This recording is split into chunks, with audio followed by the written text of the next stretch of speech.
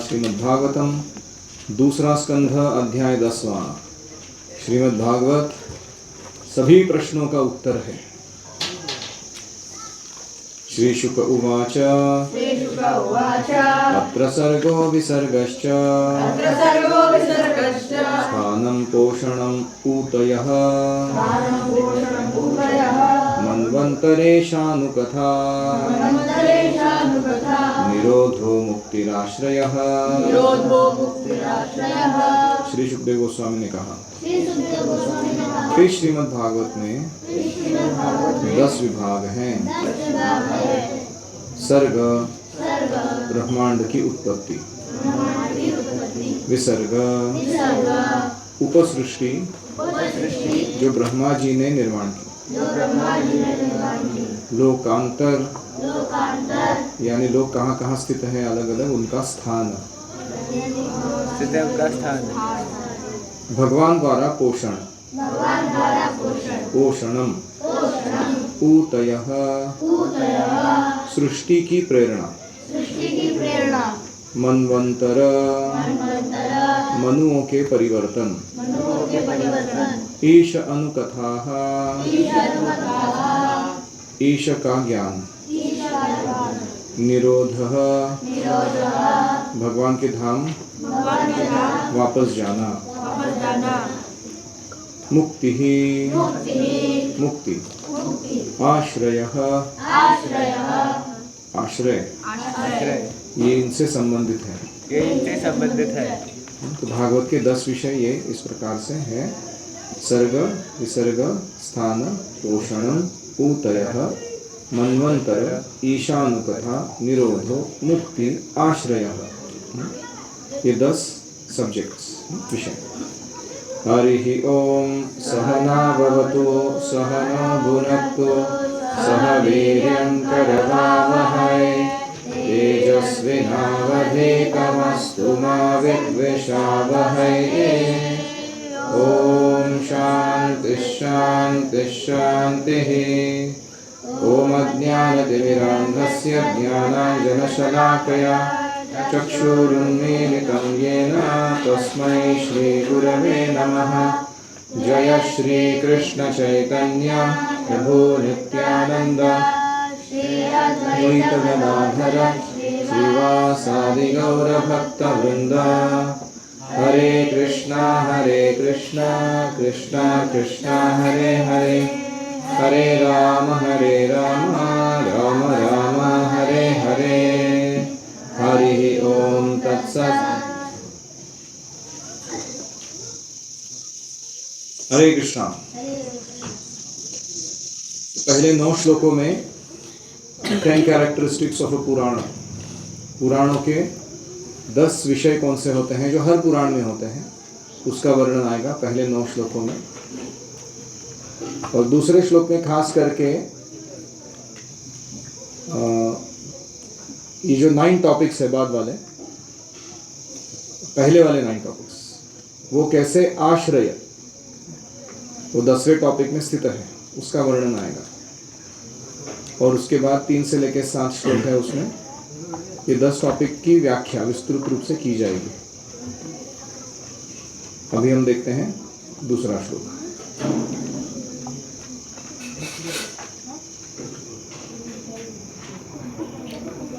दशमस्य विशुद्ध्यर्थं नवानामिह लक्षणं वर्णयन्ति महात्मानः श्रुतेनार्थेन चाञ्जसा।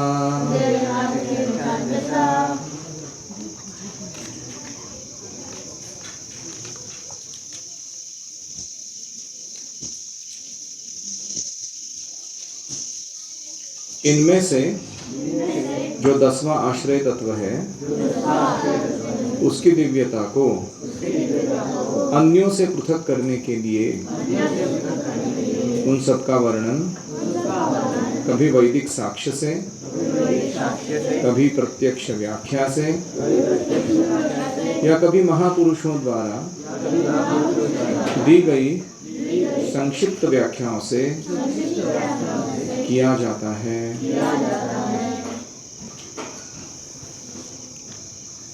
तो दशमस्य विशुद्ध्यर्थम, यानी 10वां जो आइटम था आश्रय, कि कैसे भगवान इन सभी 9 चीज़ों के आश्रय हैं, कैसे भगवान सभी के आश्रय हैं, ये वर्णन करने के लिए एकमात्र यही कारण से नवानाम इह लक्षणम, अन्य 9 के इस श्रीमद् भागवत में लक्षण वर्णन किए गए हैं। बाकी टॉपिक्स किस लिए बड़बड़ की गई है इतनी सारी, ताकि वो 10वां जो है वो ढंग से समझ में आए। कभी कभी हमें अगर भगवान की लीलाएं, माखन चोरी की लीलाएं या झूठ बोलने की लीलाएं सुनाई जाती है, तो हमें क्या लगता है कि भगवान कोई एक सामान्य बालक है, बचकानी हरकतें कर रहे हैं। जब हम भागवत के पहले 9 कैंटोस प्रॉपरली पढ़ते हैं तो समझ में आता है किसके बारे में बात चल रहे हो। फिर उस लीला का आस्वादन ठीक से कर पाता है व्यक्ति। जैसे इस्लाम में अब क्रिश्चियन लोगों में कहते हैं कि fear of God is the beginning of wisdom, लेकिन खुदा से डर, डरता नहीं है तो फंसेगा, कुछ बुरा फंसेगा, तो फिर दादागिरी करते हैं ना लोग कभी कभी। लेकिन although fear of God may be the beginning of wisdom, love of God is the culmination of wisdom. कि हमें डर के स्तर पर नहीं रहना है भगवान के साथ। भय, फिर भौतिक इच्छाएं, फिर कर्तव्य बुद्धि और फिर प्रेम। Fear, desire, duty, love, 4 platforms हैं। तो फियर ऑफ गॉड में भी beginning of spiritual wisdom, but love of God is the combination of it. इसलिए भागवत क्या करता है, हमें उस प्रेम तक विकसित करा देता है ढंग से वर्णन सुना के कि भगवान का तत्व क्या है, वो आश्रय क्यों है सभी चीज़ों में। और फिर जब हम 10वें स्कंद में भगवान की लीलाएं पढ़ते हैं तो उसका ठीक से आस्वादन कर सकते हैं। तो भगवान जो आश्रय हैं उनकी दिव्यता को अन्यों से पृथक करने के लिए नवानाम यह लक्षण, ये बाकी सारे 9 लक्षण यहाँ वर्णन कर रहे हैं भागवत में। वर्णयंती महात्मानः, और ये व्याख्याएं किस किस ने दी हैं? पहले तो महाभागवत, भगवान के बड़े महापुरुष लोग होकर गए, वो वर्णन कर रहे हैं इन चीज़ों का। फिर श्रुतेन, श्रुतेन मतलब श्रुति, वेद, उनमें इसका वर्णन आया हुआ है। और अर्थेन, यानी प्रत्यक्ष व्याख्या के द्वारा।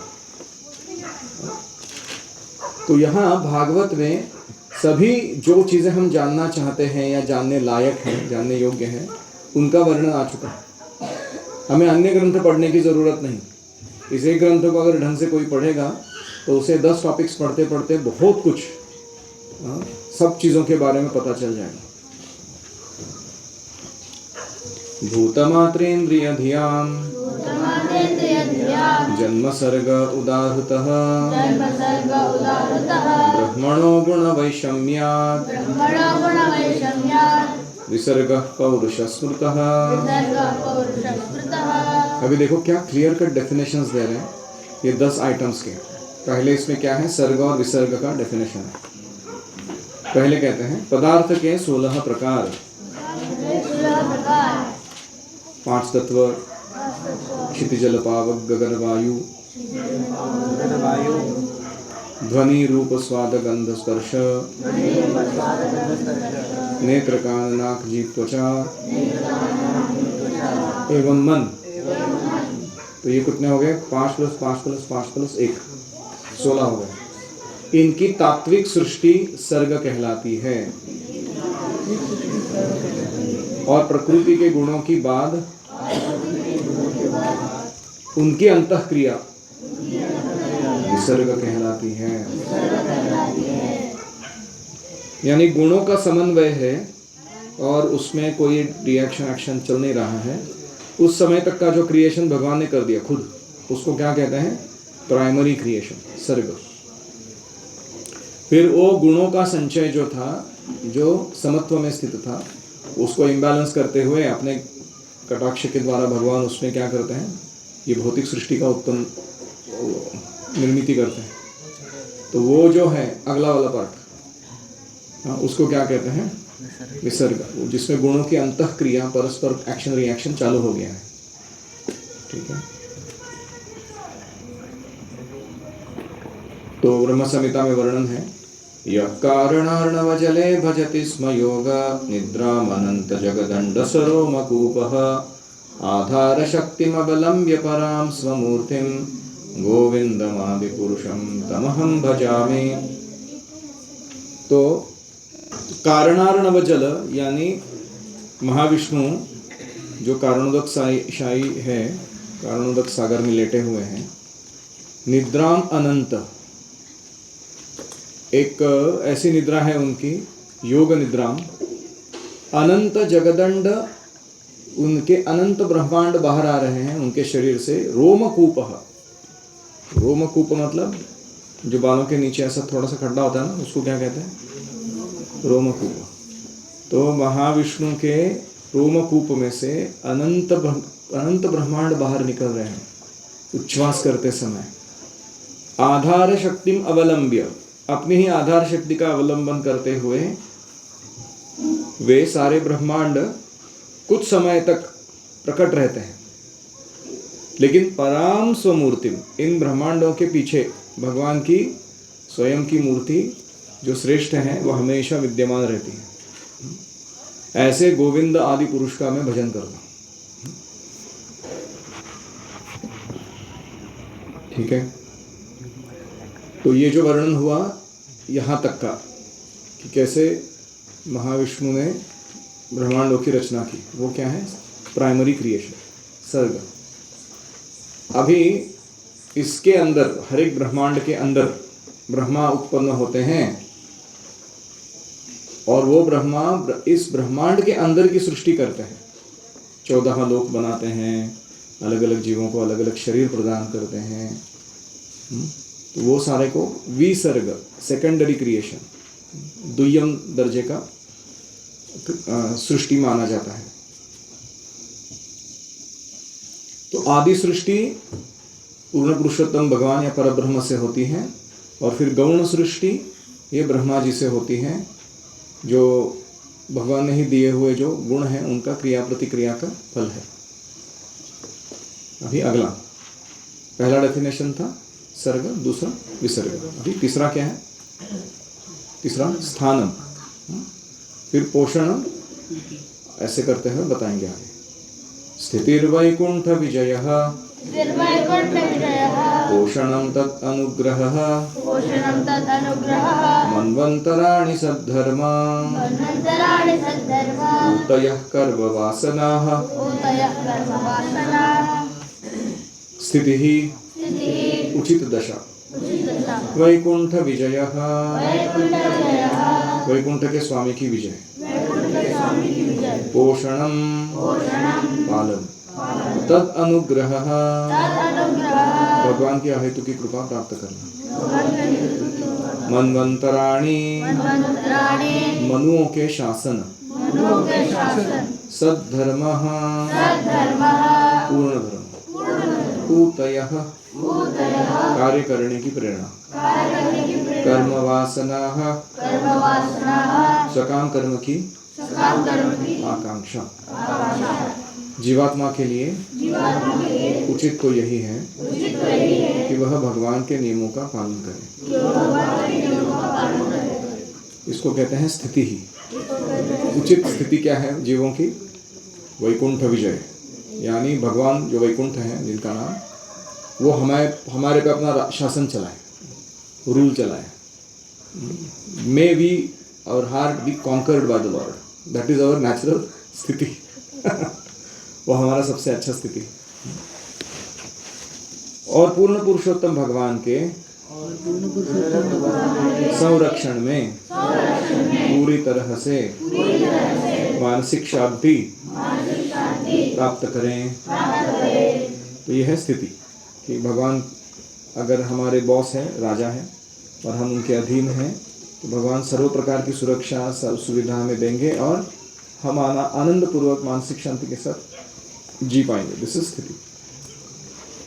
पोषणम तत् अनुग्रह, यानी पोषण कब प्राप्त होता है किसी को? जब भगवान उसे कृपा देते हैं।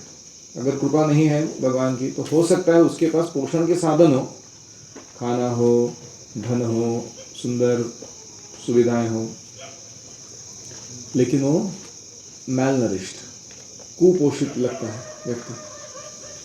और ऐसे ही हो सकता है कि किसी के पास कुछ भौतिक रूप से ज़्यादा ना हो, लेकिन भगवान की उसके ऊपर बड़ी कृपा है, तो वो व्यक्ति सुपोषित लगता है, मस्त लगता है, जैसे श्रीधर कोला बेचाते वेरी सुपोषित, क्योंकि पोषणांतर अनुग्रह। दुर्योधन था वो कुपोषित बालक था वो भगवान का क्योंकि उसके पास इतना कुछ था, लेकिन वो भगवान के नियम पालन नहीं करता था, उनको कृपा प्राप्त नहीं किया था। फिर मनवंतराणी, सभी मनु तथा उनके नियम जीवन को सही दिशा प्रदान करने के लिए है।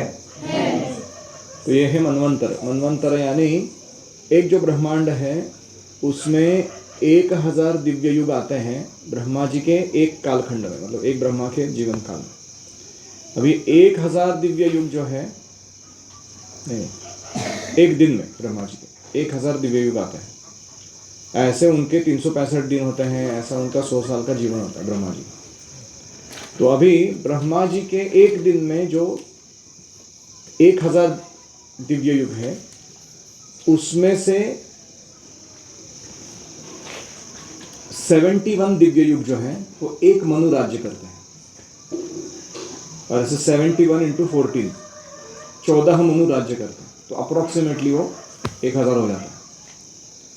तो इस प्रकार से 14 मनुओं का जो कालखंड है, वो अभी का कालखंड जो है उनके नाम क्या है? वैवस्वत मनु। हम किस मनु के राज्य में रह रहे हैं? वैवस्वत मनु। इमं विवस्वते योगम प्रोक्तवान हम अव्ययम। कृष्ण ने बोला था कि मैंने पहले विवस्वान को दिया, सूर्य को। उनके बेटे, विवस्वान के बेटे का नाम है वैवस्वत मनु। तो इस प्रकार से हम उनके राज्य में रह रहे हैं। अभी उनका 71 दिव्य युग चल रहा है, उसमें से कौन सा चल रहा है? 28 चल रहा है, 28वां दिव्य युग चल रहा है उस मनु का। मतलब अभी बहुत टाइम है उनका रूल करने के लिए, है कि नहीं? तो ये जो वर्णन है कि एक मनु का राज्य इतना है, ऐसे कितने मनु होकर गए, फिर इसके पहले वाले मनुओं के इसमें क्या क्या था, क्या हिस्ट्री हुआ, इतिहास, वो सारा वर्णन भागवत में आपको मिलेगा। उसको कहते हैं मनवंतर, मनवंतरों का वर्णन। ठीक है, आगे पढ़ रहा हूं।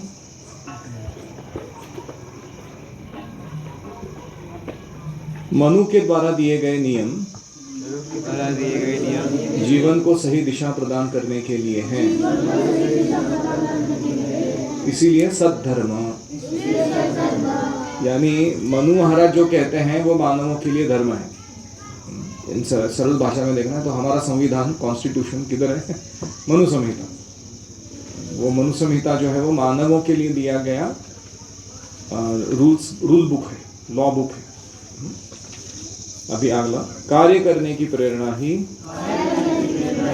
सकाम कर्म की आकांक्षा है। ऊटी, ये शब्द जो है बहुत इंपॉर्टेंट है। हमारे सबके हृदय में अलग अलग प्रेरणाएं आती रहती है। आपने देखा, जैसे कोई क्लास में बैठा है और वो पेन ढूंढने में लगा हुआ या दूसरों के साथ बातचीत करने में लगा हुआ, तो उसको प्रेरणा आ रहा है ना कहीं, तो वो कहाँ से आ रहा है? ऐसे ही अलग अलग जीव हैं, कुत्ते अपना खाना ढूंढने के लिए घूम रहे हैं यहाँ वहाँ, या चिड़िया जो है सुबह सुबह उठ के अपना सोशल डिफेंस प्रोग्राम चालू कर देती है। अलग अलग जीव जो हैं अलग अलग प्रेरणाओं के कारण अलग अलग कार्य कर रहे हैं। कितने सारे जीव हैं जगत में और उनके अंदर कितनी प्रकार की प्रेरणाएं आ रही है। उनका स्रोत क्या है? तो उनका स्रोत है सकाम कर्म की उनकी इच्छा। सकाम कर्म क्या होता है कि मैं अभी जो कार्य संपन्न करूं उसका जो फल है उसको मैं भोगूं। तो फल अलग अलग प्रकार के हैं, जैसे कुछ लोगों को सुख चाहिए, कुछ लोगों को प्रसिद्धि चाहिए, कुछ लोगों को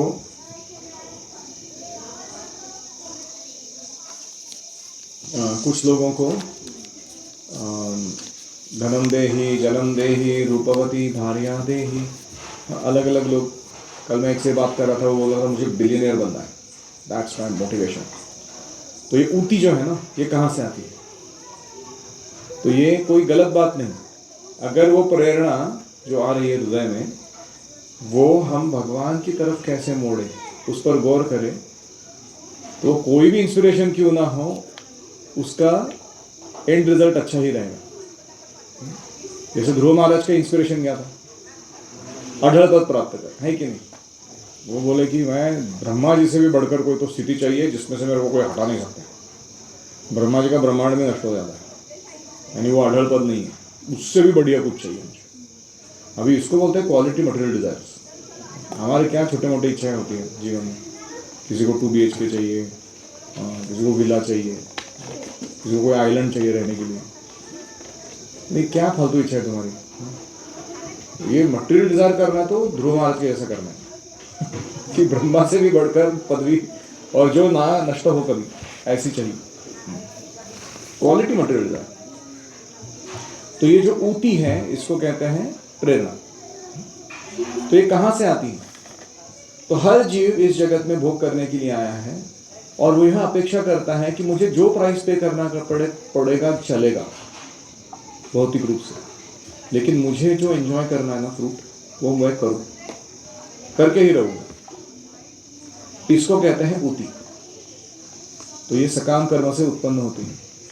जैसे ही व्यक्ति इस सकाम कर्म की भावना से मुक्त हो जाता है और वो भगवत चेतना में आ जाता है कि मैं सब कुछ जो करूँगा वो किसके लिए करूँगा? कृष्ण के लिए करूँगा। तो ये सकाम कर्म का जो सिलसिला है वो रुक जाता है। एवं मनः कर्म वशम प्रयुक्ते अविद्यया आत्मनि उपधीयमाने प्रीतिर्न यावन् मयि वासुदेवे न मुच्यते देह योगेन तावत्। जब तक व्यक्ति भगवान वासुदेव में प्रीति निर्माण नहीं करता, तब तक ये कर्म के जो ऊती है, वासनाएं है, वो उसको सताती रहती है हृदय के अंदर। तो बार बार बार बार उसको चाबी लगाती रहती है भौतिक रूप से कार्य करने के लिए, और फिर वो प्रवृत्त होकर अलग अलग सुख के खोज में अलग अलग भौतिक कार्य करता रहता है कंटिन्यूअसली। उसको कहते हैं ऊती। तो अभी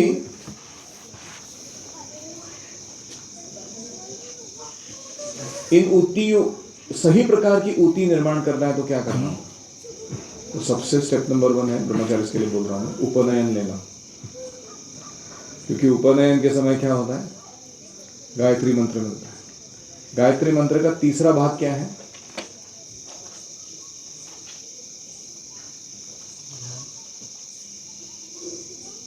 धियो यो नः जोदया। तो जो भगवान है सूर्य नारायण, वो हमारे धी यानी बुद्धि को सही प्रकार की प्रेरणा दे। प्रचोदयात का अर्थ क्या है? Right type of inspiration. May he enthuse us in the right direction. ऐसे मांग रहे हो तो उससे क्या होता है? जो कर्म वासना के प्रति हमारा लगाव था वो कम होता है, और फिर भक्ति की प्रेरणा जो है वो हृदय में बढ़ने लगती है अपने आप, क्योंकि हम वो प्रार्थना कर रहे हैं भगवान से। जैसे मोर ए अभिलाष विलास कुंजे निरोवास नयने हेरी गो सदा युगल रूप राश। तो क्या हम सीधा सीधा मांग कर ले रहे हमको जो चाहिए वो जो पूरा राधा कृष्ण प्राण मोर युगल किशोर जीवने मरणे गति आर नहीं। और पूरा जो गीत है वो क्या है? लालसा नहीं, मैं किस प्रकार से सेवा करना चाहता हूँ भगवान की, उसका वर्णन कर रहा है वो गीत। इसे कहते हैं सही ऊती, सही इंस्पिरेशन, सही प्रेरणा।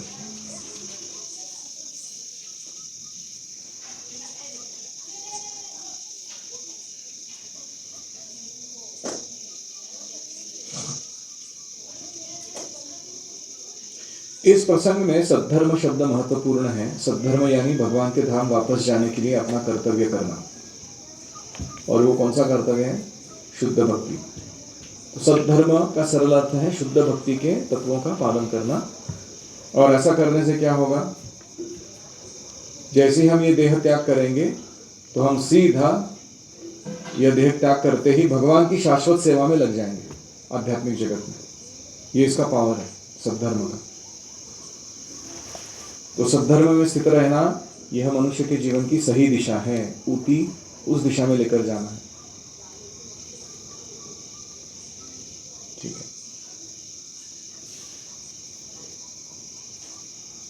अवतारानुचरितम्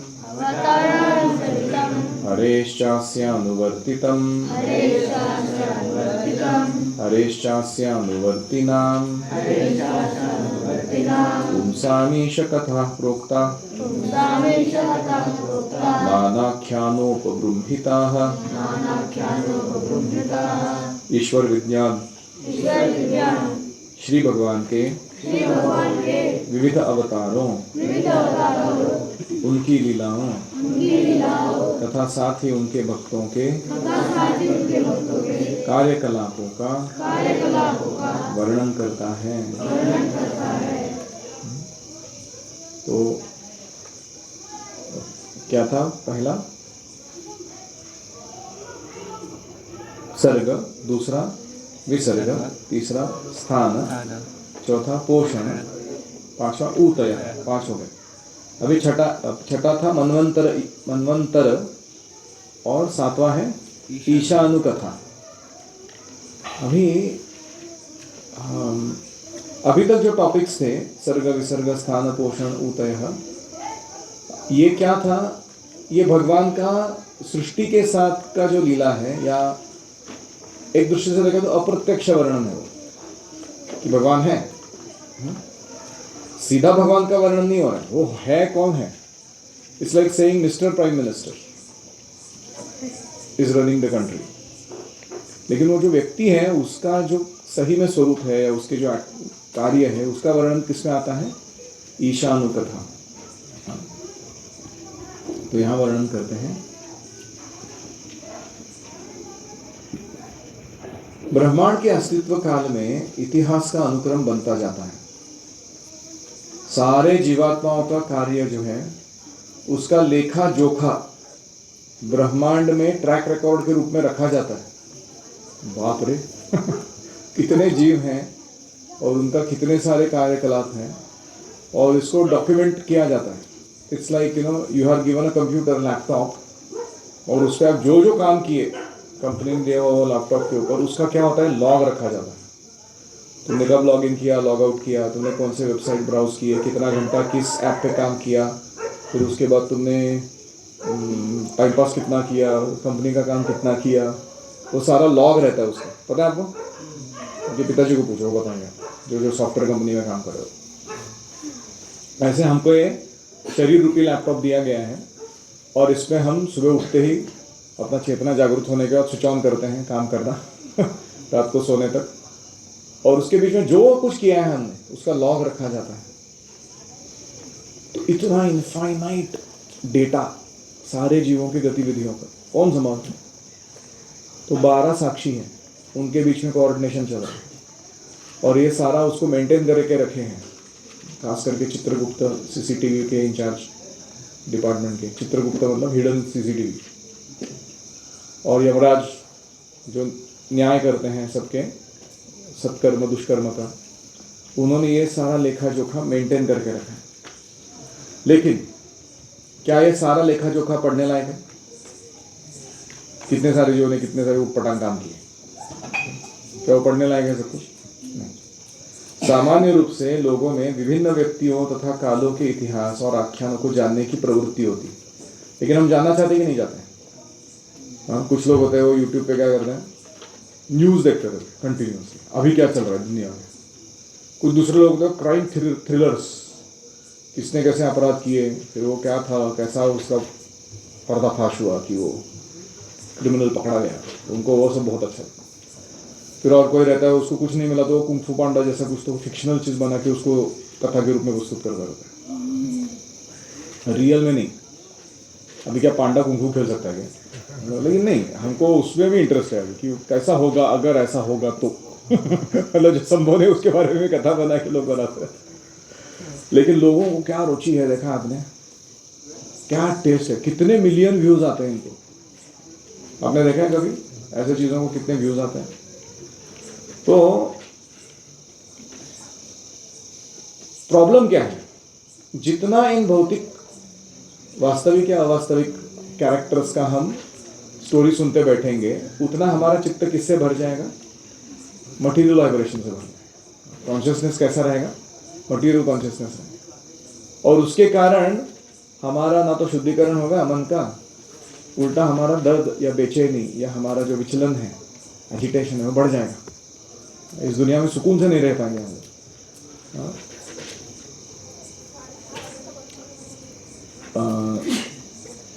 छायाबाजी प्राय कहते हैं ना भक्तिविनोद ठाकुर, क्या बोला? किसेर संसार छायाबाजी प्राय इहाते ममता कोरी वृथा दीन जाया। ये कैसा संसार है? ये छायाबाजी जैसा, मतलब सिनेमा जैसा है। कुछ भी आड़े टेढ़े चीज मेरे सामने सर्कस जैसे होते रहते हैं, कभी भी कुछ भी। और यहाँ पे ममता करी, मेरा प्रॉब्लम क्या है, मैं इसको अपना मान रहा हूँ, ये सब मेरा है ऐसे मान रहा हूँ। वृथा दिन जाए, मेरे जीवन के एक के बाद एक, दूसरा दिन, तीसरा दिन, सालों साल बीत रहे हैं फालतू मेडिटेशन करने में। क्यों? क्योंकि सब्सटेंस, किसके एक्टिविटीज या किसके इतिहास पर मुझे गौर करना चाहिए, आख्यान पर गौर करना चाहिए, वो ट्रेनिंग नहीं मिला है। तो इसलिए यह सृष्टि बद्ध जीवों के मोक्ष के लिए बनी है। भगवान अपनी अहेतु की कृपा के कारण यहाँ अवतरित होते हैं और इन बौद्ध जीवों के मुक्ति के लिए कार्य करते हैं। इसलिए उनके बारे में जो इतिहास है, उनके बारे में जो आख्यान है, वो पठनीय है, स्मरणीय है। पठनीय मतलब वाचन करने योग्य, स्मरणीय मतलब हाँ, सोचने योग्य। तो इसलिए भागवत में भगवान और उनके भक्तों की कथाएं आती हैं, और इनको अगर हम आदरपूर्वक सुनेंगे तो हमने जो कचरा जमा करके रखा है चित्त में, रेडियो मिर्ची वो सब सुन के, वो सारा नष्ट हो जाएगा और व्यक्ति का चेतना जो है वो मृत्यु के लिए तैयार हो जाएगी कि वो भगवत धाम जा सके। यह है महत्व ईशानुकथा का। निरोधोस्यानुशयनम् आत्मानः सह शक्तिभिः मुक्तिर्हित्वान्यथा रूपम् स्वरूपेण व्यवस्थितिः। अपनी बद्धावस्था के जीवन संबंधी प्रवृत्ति के साथ जीवात्मा का शयन करते हुए महाविष्णु में लीन हो जाना प्रकट ब्रह्मांड का निरोध परिसमापन कहलाता है। परिवर्तनशील स्थूल तथा सूक्ष्म शरीरों को त्याग कर जीवात्मा के रूप की स्थायी स्थिति मुक्ति कहलाती है। और डेफिनेशंस पावरफुल। तो इसको हम कर देते हैं। एनी कमेंट्स और क्वेश्चंस?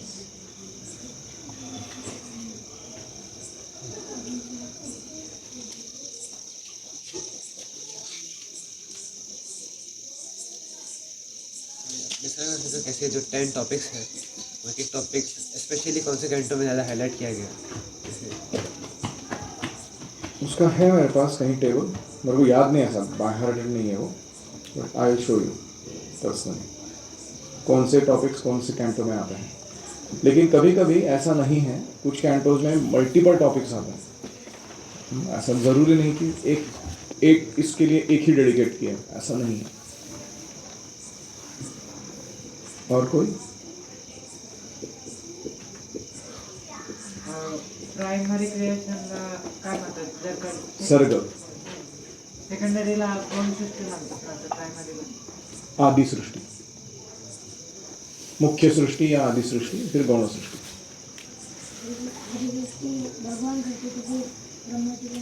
ब्रह्मा जी तक का जो क्रिएशन है वो खुद भगवान ही कर रहे हैं ना, वो ब्रह्मा निर्माण होने तक। फिर ब्रह्मा जी आने के बाद ब्रह्मा जी कुछ करते हैं, सेकेंडरी क्रिएशन। क्या ब्रह्मा जी सारे ब्रह्मांड निर्माण करते हैं? वो अपने ब्रह्मांड के अंदर छोटी मोटी सृष्टि करते हैं, बाकी किसने निर्माण किया? भगवान ही किया। और कोई?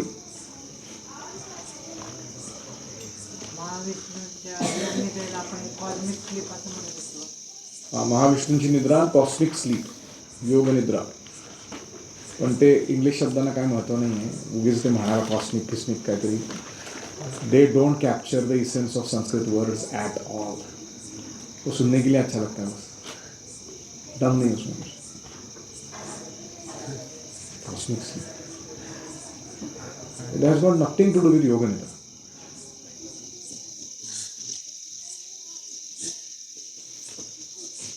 तो हमें फंसना नहीं चाहिए सब शब्द के जाल में. हमें अपने ही शब्द यूज़ करने चाहिए, क्योंकि उसका स्पेसिफिक मीनिंग है. उसको हमको मेन स्ट्रीम वोकेबुलरी में लोगों के डाल देना चाहिए. कर्म का नियम, law of action reaction, not correct. कर्म में जो इतना डेप्थ है ना वो शब्द में, उतना वो सब कैप्चर नहीं करता हो.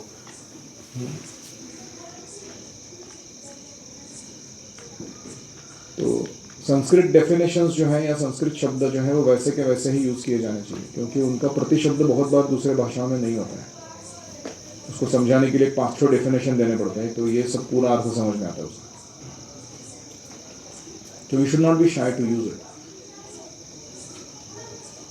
और कोई? भक्त हमेशा सोचता है कि जो मैं कर्म कर रहा हूँ वो भगवान के लिए कर रहा हूँ, ना कि माया के लिए. हाँ दिया था ऐसे इधर कुछ. ऊती. सर्ग मतलब 16 एलिमेंट्स क्रिएट होते हैं. विसर्ग मतलब इंट्रैक्शन ऑफ मोड्स चालू हो जाता है. स्थानम मतलब victory of the Lord of Vaikuntha, which is right situation for living entities. आश्लिष्यवा पादरथां विनष्टुमा अदर्शनात् परमहतां करोतुमा यथा तथा वा विदधातु लंपटो अप्राणनाथस्तु स एव नापरः. दैट इज अवर स्थिति. परफेक्ट चैतन्य महाप्रभु ने वर्णन करके दिया उस भाव का. फिर पोषण में क्या था? भगवान की अहेतु की कृपा प्राप्त करो. पोषण का अर्थ होता है मेंटेनेंस. हर एक जीव को उसका मेंटेनेंस किधर से आता है? भगवान की अहेतु की कृपा से आता है कि नहीं? जैसे उधर एक कुआं है, उसमें चींटियां हैं कुछ काले पत्थर के नीचे, उनको रोज खाना मिल रहा है कि नहीं मिल रहा? आप लोग सप्लाई कर रहे हैं. वो क्या करो, स्कूल कॉलेज जा रहे हो 10th स्टैंडर्ड करने के लिए, जॉब कर रहे हो लोग, कैसे मिल रहा? अफ्रीका में हाथी, जब इतने मोटे मोटे हाथी है, उसका वज़न 2000 किलो होता है और दिन का वो कुछ 200 किलो खा लेता है वो. उसको सप्लाई कौन दे रहा है? आप लोग दे रहे हैं? यूनेस्को दे रहा है? कौन दे रहा है? भगवान दे रहा है. चल रहा है कि नहीं सबका काम बराबर? पोषणम. वो कैसे चल रहा है? क्योंकि हर जीव जो है वो प्रकृति के नियमों को पालन करता है, इसलिए मर रहा है. ठीक है. मनवंतर मतलब रेन ऑफ मनुज, मनुओं का राज्य. उसका महत्व क्या है? परफेक्ट ऑक्यूपेशनल ड्यूटी क्या है वो समझाते हैं वो मनु. मनुष्यों के लिए मानव धर्म क्या है, उसके लिए उनका महत्व है. ऊती मतलब इम्पेटस फॉर एक्टिविटी. वो कहाँ से आता है? Desire for fruitive work. फिर ईशानुकथा, साइंस ऑफ गॉड. तो उसमें भगवान के सारे अवतार और उनके भक्तों के साथ की गई लीलाएं, ये सब ईशानुकथा में आता है. निरोध क्या है? वाइंडिंग अप, चीज़ों को समेटना. तो सारे जो जीव हैं वो अपने ब्रह्मांडों के समेत महाविष्णु के रंध्र में जाके विश्राम करते हैं. जब सृष्टि वाइंड अप होती है तो उसको क्या कहते हैं? निरोध. वो मुक्त नहीं हुए हैं या ना वो भगवान के साथ मर्ज हुए हैं. महाविष्णु के रोमकूप का साइज क्या होगा? Any imagination? एक ब्रह्मांड जिसमें बैठ जाता है और वो ब्रह्मांड के सारे जीवों के साथ बैठ जाता है, तो क्या है?